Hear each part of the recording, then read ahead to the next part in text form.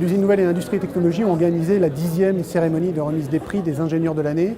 Cette cérémonie consiste en deux objectifs principaux: récompenser des parcours d'exception d'ingénieurs et mettre le pied à l'étrier à des jeunes ingénieurs qui sont encore en études ou qui viennent de commencer leur carrière, pour montrer finalement tout leur talent, tout le talent qu'ils expriment dans le développement de nouvelles technologies, de projets ou d'innovations.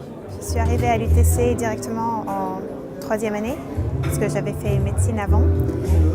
Et j'ai choisi la filière génie biologique, où j'ai pris la spécialité conception innovation de bioproduits. Et c'était 3 années merveilleuses. J'ai fini l'UTC il y a à peu près 1 an et demi. Et directement après mon stage de fin d'études, j'ai été embauchée à Stanford, en Californie, où je continue mes projets de recherche.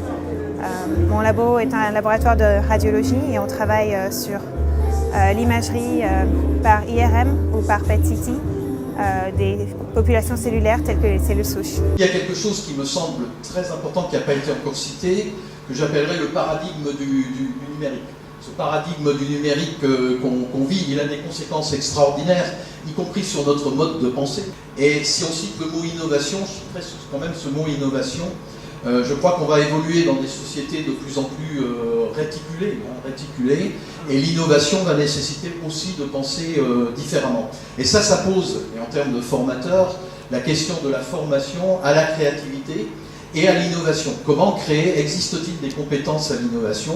Si oui, comment développer, en tant que nous, éducateurs, ces compétences à l'innovation? C'est extrêmement important. Et puis ensuite, on disait, je lisais récemment, que la plupart des métiers dans 10 ans, surtout dans le domaine du numérique, n'existent pas encore. Donc je crois qu'il faut des gens qui vont être formés là, qui vont sortir et qui auront une agilité intellectuelle suffisante pour pouvoir faire face à ces nouveaux métiers qui n'existaient pas encore lorsqu'ils ont fait leurs études. L'ingénieur de demain, il aura toujours les briques technologiques qu'on lui connaît aujourd'hui, c'est-à-dire qu'il sera très fort en technologie, il faudra qu'il développe tout un savoir-être.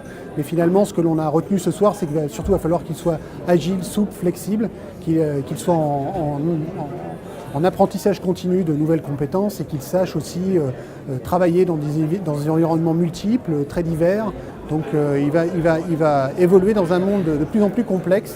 Et ce sont ces qualités-là qu'il va devoir développer demain pour être pertinent et efficace dans des projets que lui confiera l'industrie ou la recherche.